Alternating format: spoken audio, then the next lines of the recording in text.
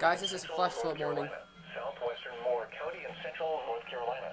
Southeastern Anson County in central North Carolina. Richmond County in central North Carolina until 8:45 p.m. Eastern Daylight Time. At 6:08 p.m. Eastern Daylight Time, Doppler radar indicated a large area of slow-moving thunderstorms that will produce flooding across the warned area. More than 2 inches of rain has already fallen in the area and additional heavy rain is expected. Flash flooding is expected to begin shortly.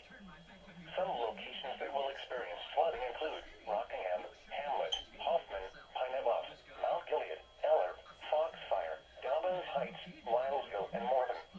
This includes the following flood-prone